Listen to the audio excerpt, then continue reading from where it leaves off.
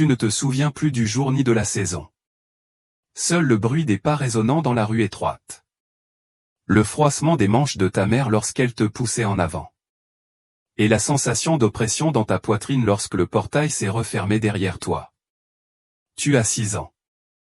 Voici Yoshiara, le quartier sholégal d'Edeto, autorisé par le shogunat Tokugawa en 1617 pour contrôler le plaisir dans un seul quartier clos. Sur le papier, c'est l'ordre. En pratique, c'est une prison. Un théâtre d'obéissance, un marché de la chair. L'enseigne du bordel indique Anamurasaki Oya. On ne peut pas le lire, mais les femmes à l'intérieur le peuvent, et elles connaissent déjà votre prix. L'Urai, la tenancière, ne perd pas de temps. Elle ne sourit pas. Elle te tire à l'intérieur par le poignet et tend à ta mère une bourse de pièces de monnaie. Ta mère ne te prend pas dans ses bras pour te dire au revoir. Elle s'incline, se retourne et s'éloigne. Tu ne pleures pas encore. Non pas par courage, mais parce que tu es trop confuse pour comprendre que ton enfance est déjà terminée. Tu es désormais une Camaro, une servante. Le statut le plus bas dans la hiérarchie du bordel. On vous retire votre nom dès le premier jour. On vous en donne un nouveau, choisi par la maison, quelque chose de doux, quelque chose de faux. Ce n'est pas pour vous. C'est pour les clients qui viendront plus tard, quand vous aurez de la valeur. Le hockey est plus grand que prévu. Couloir sombre, porte coulissante fine, odeur d'encens brûlé, moisissure sakène. Vous voyez des femmes en robe raffinée, les cheveux en bataille, le visage poudré et impassible. Elles ne vous adressent pas la parole. Leur regard est perdu. Votre premier bain n'est pas doux. On vous déshabille, on vous frotte avec un chiffon rugueux et on vous plonge dans l'eau froide jusqu'à ce que vous claquiez des dents. Lorsque vous tentez de vous couvrir la poitrine, la patronne vous gifle les mains. On vous verra bien plus souvent, dit-elle. Habituez-vous Y. Cette nuit-là, vous dormez sur une natte de paille dans un coin de la cuisine. Pas de couverture, pas d'oreiller, juste vos bras croisés et la chaleur du feu si on vous laisse vous en approcher. Le deuxième jour, le travail commence. Vous balayez les sols, frottez les pots de chambre, préparez le thé et portez des seaux d'eau plus lourds que vos bras ne peuvent en supporter. Si vous renversez quelque chose, vous êtes touché. Si vous bâillez, vous perdez votre nourriture. Vous nettoyez après le départ des invités. Vous voyez ce qu'ils laissent derrière eux. Un matin, la patronne vous dit de la suivre dans la salle des futons. Elle vous montre où les urins dorment pendant la journée. Elle soulève un drap sale et désigne une tache marron foncé. Tu en laisseras bientôt un. C'est là que tu auras de la valeur. Tu ne demandes pas ce qu'elle veut dire. Tu sais déjà qu'il ne faut rien demander. L'entraînement commence dans une semaine. Tu es obligé de t'agenouiller sur des blocs de bois et de tenir des livres en équilibre sur ta tête pendant des heures. Si tu bouges ou t'affaisses, la patronne crie. Si le livre tombe, on recommence. On vous apprend à marcher sur l'huile et à revenir droit à petits pas genoux serrés, bras immobiles. On vous bande les chevilles la nuit pour améliorer votre posture. La douleur est constante. C'est le but. On vous apprend à vous asseoir sans vous affaler, à vous incliner correctement, à faire preuve de politesse sans solliciter le contact. Chaque mouvement est répété jusqu'à devenir automatique. Pas pour vous, mais pour les clients. À 7 ans, vous commencez l'apprentissage de la musique et des arts plastiques. On vous donne un chamison avec des cordes comme des fils. Vous vous entraînez des heures chaque jour jusqu'à ce que vos doigts saignent. Vous n'avez pas le droit de vous arrêter. On vous apprend la calligraphie, le compte, les devinettes et à vous délecter de blagues ennuyeuses. On ne vous apprend pas à lire de vrais livres. On ne vous apprend pas à écrire des lettres à la maison. On ne vous apprend pas à dire non. À 8 ans, vous avez le droit d'observer les shinzo, les courtisans de rang intermédiaire. Ils sont silencieux. Ils ne clignent pas souvent des yeux. L'un d'eux vous dit à voix basse qu'il n'a pas vu la lumière du soleil depuis 4 ans. Vous lui demandez si elle est libre à la fin de son service. Elle te fixe du regard. Tous les 2 ou 3 mois, une nouvelle fille arrive.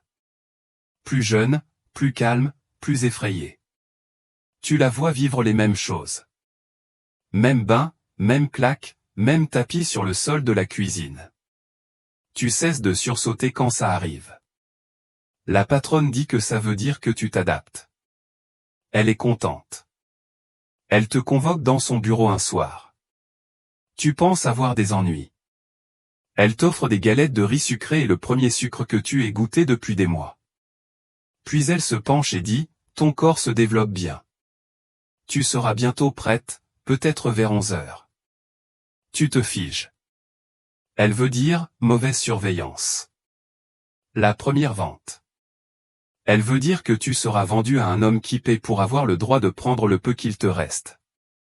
Tu hoches la tête. Tu la remercies parce que c'est ce à quoi tu as été entraîné. Parce que c'est ta vie maintenant. Tu as 11 ans, peut-être 12. Tu as arrêté de compter les années. Le calendrier ne t'appartient plus. Ton corps non plus. Tu as arrêté de grandir comme les autres filles. Non pas parce que ton corps ne le voulait pas, mais parce que cet endroit ne le permettait pas. La faim retarde les choses. La peur aussi, mais ton heure est venue. La dame t'appelle juste après le coucher du soleil. Elle n'est pas en colère. C'est pire. Ton salaire approche. Pas d'avertissement, pas de cérémonie, juste ça. La pièce est silencieuse. Ton estomac se noue. Tu fais semblant d'acquiescer, mais quelque chose en toi commence à craquer. Misu, c'est la nuit où tout change. Il la décore comme une tradition, comme un honneur. En réalité, ce n'est rien d'autre qu'une vente légalisée de votre première nuit. Le tour d'honneur d'un vieil homme. Votre corps est la récompense. La maison prépare ça depuis des mois. Vous étiez trop stupide ou trop optimiste pour le voir. Les Orurans vous ont regardé prendre votre bain. Ils ont mesuré vos hanches. Ils ont chronométré vos pas dans le couloir. Vous pensiez que c'était juste de la discipline. Non, c'était une évaluation. Maintenant que vous êtes prêts, les choses sérieuses commencent. La patronne choisit déjà quel client aura accès en premier. Ni sur la gentillesse, ni sur les bonnes manières, mais sur l'argent. De l'argent pur et froid. Les préparatifs commencent le lendemain. D'abord, on vous frotte à vif.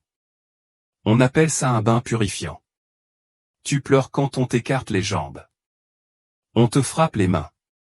On te dit qu'on te touchera plus fort que ça. Reste tranquille. Ta peau est huilée. Tes cheveux sont coiffés en boucles douloureuses et retenus par des cannes. Ton cuir chevelu palpite pendant des heures. Ton estomac gargouille. Tu n'as pas droit au riz. Seul le bouillon maintient ton ventre plat. On te dit de sourire avec les yeux, mais pas avec la bouche. Les sourires sont réservés aux filles ordinaires. Puis viennent les visites. Au fil des nuits, les hommes commencent à arriver. Certains sont des démos, d'autres des marchands, d'autres encore sont simplement vieux et ont assez d'or pour se sentir puissants. Ils ne sont pas ivres. Pas encore. Ils veulent voir ce qu'ils achètent. Ils ne touchent pas. Pas pendant cette partie. Cela viendra plus tard. Vous leur servez le thé. Versez le saké. Asseyez-vous à genoux et répondez poliment aux questions. Quelle chanson connaissez-vous? Avez-vous été dressé à bien vous tenir? A-t-elle été préservée de sa pureté?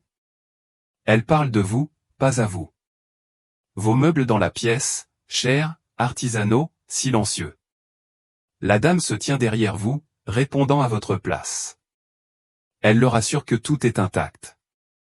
La vente aux enchères se déroule à huis clos. Vous êtes assis à l'extérieur du salon, le dos droit, les mains jointes sur les genoux, et vous écoutez votre sort débattu comme un contrat commercial. Les mots ne semblent pas réels. 150 rios. Je paierai plus si je la loue pour toute la nuit. Je veux le 100. S'il n'y en a pas, je veux une compensation. Il rit. Il trinque. Tu restes assis comme une statue pendant qu'il numérote ce qu'il y a dans ton corps. Au matin, c'est réglé. Le plus offrant est un bureaucrate à la retraite assez vieux pour être ton grand-père. Il a l'argent. C'est tout ce qui compte. On te dit d'être reconnaissant. La nuit tombe vite. On vous installe dans le plus beau kimono. Des couches de pourpre et de blanc, symbole de jeunesse et de fertilité. Vous pouvez à peine respirer. Votre hobby est si serré qu'il vous coupe les côtes. Le futon est préparé. Une lanterne en papier brille dans un coin de la pièce. Vous vous agenouillez et attendez. Il entre lentement. Il sent le tabac et la sueur sous son eau de Cologne. Sa voix est douce, trop douce. Il vous appelle, enfant, avec affection. Ça vous retourne l'estomac. Vous versez le saké, les mains tremblantes. Il vous relève le menton. Vous êtes parfaite, intacte. Un peu raide, mais c'est normal. Il le dit comme un compliment. Puis vient le rituel. Il pose un coffret cadeau sur tes genoux, une épingle à cheveux en os et laquée. Tu es censé faire semblant d'être honoré. Tu t'inclines. Tu ne pleures pas. Pas encore. Tu commences à te déshabiller. Tes doigts sont engourdis, alors il t'aide. Couche après couche, ton corps est exposé. Tu sens l'air froid sur ta poitrine avant même de te rendre compte qu'elle est nue. Il te touche l'épaule. Tu sursautes. Il rit. N'aie pas peur. Tu ne saigneras qu'un peu. Tu t'allonges comme on te l'a appris. Et puis tout disparaît. Quand c'est fini, tu te recroquevilles sur toi-même. Il ronfle avant même que tu puisses te redresser. Tu te nettoies avec une serviette. Il y a du sang. Pas assez, peut-être. Tu plies la serviette et la caches. Tu t'habilles discrètement et tu pars. La dame vous examine le matin. Elle inspecte la serviette comme un inspecteur vérifie la monnaie. Puis elle hoche la tête. Bien. Vous avez crié juste assez fort. Vous ne vous souvenez pas d'avoir crié. Vous ne vous souvenez de rien. Elle vous tend une nouvelle épingle à cheveux, un symbole. Vous êtes désormais officiellement un Shinzo, un courtisan junior. Plus besoin de nettoyer les sols. Plus besoin de déchets de cuisine. Maintenant, tu divertis. Maintenant, tu gagnes. Tu es prêt à être vendu.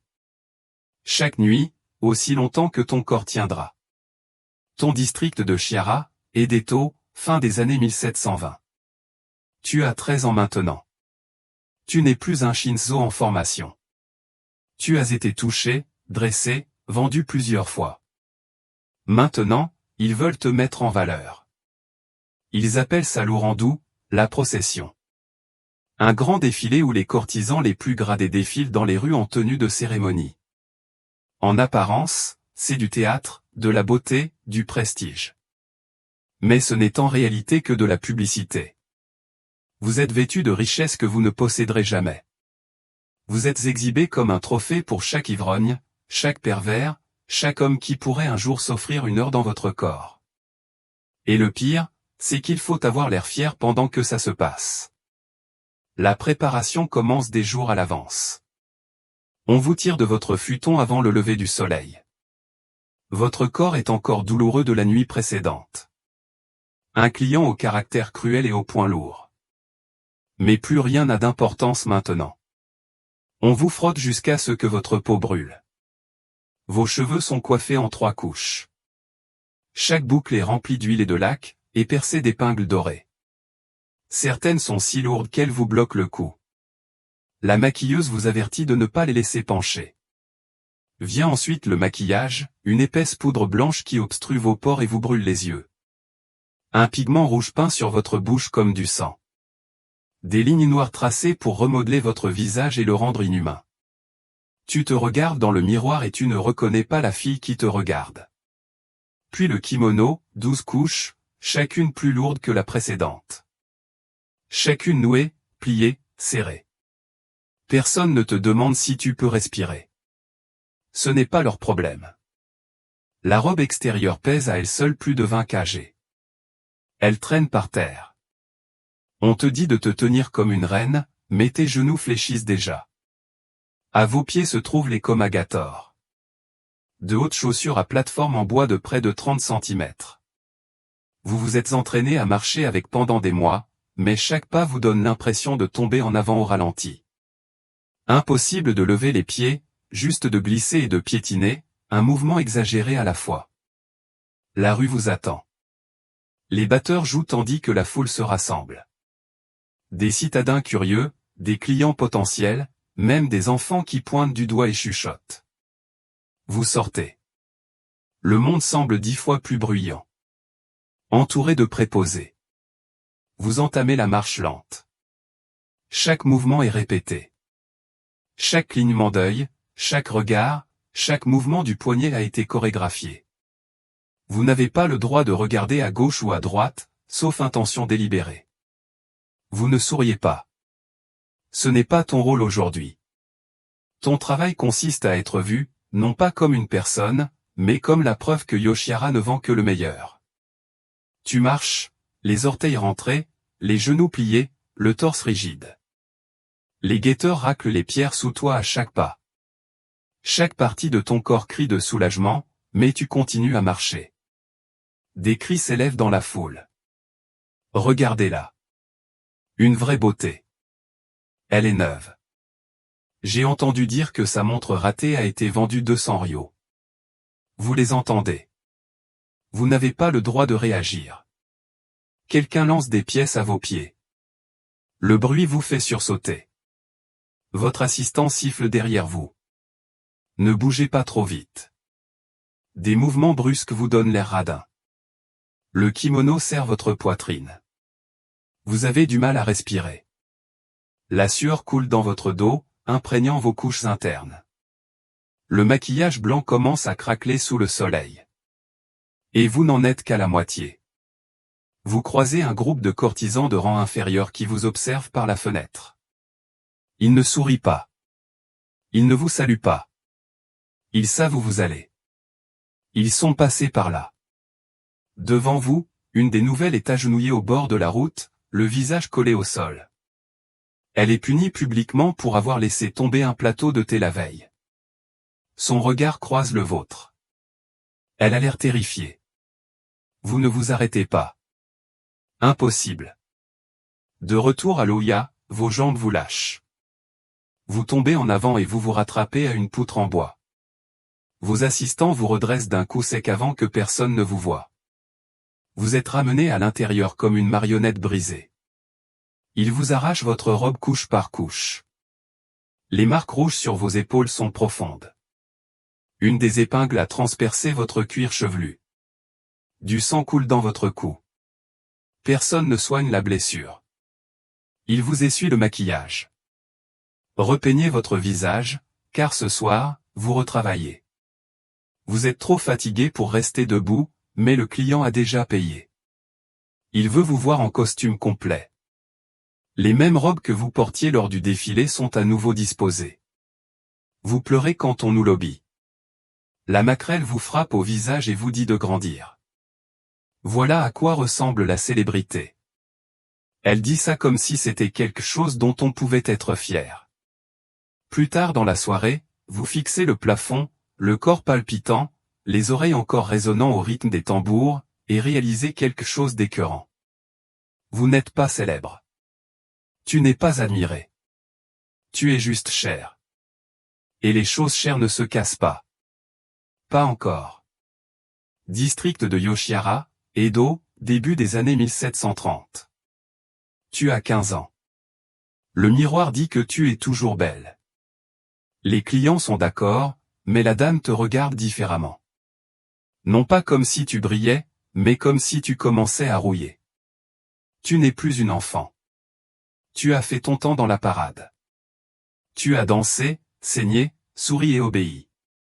Tu as été loué par des hommes riches, perverti par des hommes cruels, et oublié de tous. Tu es encore jeune, mais à Yoshiwara, tu vieillis vite, et ça se voit. Tes articulations te font mal quand tu t'agenouilles. Ton dos te fait mal à force de maintenir une posture parfaite. Ta ligne capillaire recule à cause des années d'épingles lourdes et de cire. La cicatrice derrière ton oreille, due à un client qui t'a tiré par les cheveux, n'a pas bien cicatrisé. Le maquillage la cache à peine. Autrefois, tu pleurais pendant les cérémonies. Maintenant, tu pleures quand tu essaies de t'accroupir pour te soulager. La douleur est en toi. Profonde, constante, vive. Les plus âgés disent que c'est normal. Ils disent que c'est ce qui arrive quand ton corps devient un couloir pour les inconnus. Essayez de ne pas y penser. Les clients changent. Quand vous étiez nouveau, ils étaient doux et gentils. Ils vous traitaient comme une poupée de porcelaine. Mais maintenant que vous avez de l'expérience, ils arrivent avec des appétits plus sombres. Ils veulent vous faire du mal, pas avec les poings, pas toujours, mais avec contrôle. Ils vous disent d'aboyer comme un chien, de manger par terre, de les appeler Marie, Seigneur, Père. Tu ne résistes pas. Cette part de toi a disparu depuis longtemps. Tu fais les bruits qu'ils veulent. Tu fermes les yeux quand ils crachent. Tu souris quand ils pleurent après, parce que la plupart le font. Ils disent des choses comme « Tu me comprends. Tu n'es pas comme ma femme. Tu ne juges pas. » Tu hoches la tête. Tu remplis leur tasse. Tu te rhabilles. Puis tu frottes le sang de la nourriture sur toi. Le pire, c'est le silence. Personne ne vous demande comment vous allez. Vous n'avez pas le droit d'être fatigué, ni de boiter. Un jour, vous avez essayé de vous plaindre d'une fièvre. La patronne vous a demandé, vous pensez que les clients s'en soucient? Alors, vous continuez à servir, même lorsque la maladie commence. Votre premier malaise survient aux toilettes. Vous vous préparez à recevoir un client. Cheveux épinglés, joues peintes, ventre vide. Tu te lèves trop vite et tout bascule. Tes genoux fléchissent. Tu vomis sur le tatami. Tu t'attends à ce que quelqu'un vienne à ton secours. Au lieu de ça, la patronne te gifle si fort que tu as la lèvre fendue. Tu crois être le seul à saigner dans cette maison. Il nettoie le tapis. Il ne te nettoie pas. On vous envoie au bain public avec un avertissement. Reprenez le contrôle de votre corps ou vous perdrez votre chambre. Vous retournez au travail le soir même. Une semaine plus tard, vous commencez à saigner à des endroits où vous ne devriez pas. Ce n'est pas votre cycle. Ce n'est pas normal. Des saignements profonds et sombres qui ne s'arrêtent pas. Ils s'accompagnent de fièvre, de tremblements et de vertiges. Les filles plus âgées disent que c'est à cause de trop d'hommes, de trop de déchirures, peut-être d'une infection, peut-être pire. Mais tu n'as pas les moyens de te payer des médicaments. La maison ne les paiera pas. Tu as encore des dettes pour ta nourriture, tes vêtements, tes épingles à cheveux, tes entraînements. Tous les luxes qu'on t'a imposés enfant, on te les facture maintenant. On te dit d'enrouler des chiffons entre les jambes et de garder le sourire. Et tu le fais. Tu n'es plus la chouchoute de la maison. Ce titre appartient à une nouvelle fille. 13 ans, petite main, peau pâle. Les hommes la disent pleine de vie. Tu les entends rire devant sa chambre. La patronne commence à lui donner tes quarts. On t'utilise de moins en moins, mais tu es toujours là, toujours exposé. Non pas parce qu'ils t'aiment, mais parce qu'ils n'ont pas encore trouvé comment se débarrasser de toi. Tu commences à dormir plus tard. Personne ne te réveille. Tu cesses de manger des repas complets. Les cuisinières oublient de les apporter. Tu essaies de jouer au chamisant, mais tes doigts se contractent trop vite. Une nuit, tu te réveilles en plein rêve, les mains griffées sur ton visage, en hurlant. Personne ne vient vérifier. Personne ne frappe. Un soir, tu te retrouves à marcher seul vers le canal. Il y a un pont de pierre juste après les bains. Vous vous arrêtez là. Vous regardez l'eau noire en contrebas. Vous vous demandez à quel point elle est froide, à quelle profondeur. Vous vous demandez s'il remarquerait votre absence. Mais vous faites demi-tour, non pas par peur de mourir, mais parce que vous avez trop de dettes pour partir. Quand la dame vous adresse enfin la parole, ce n'est pas pour vous demander comment vous allez. C'est pour vous dire que votre allocation de kimono a été réduite.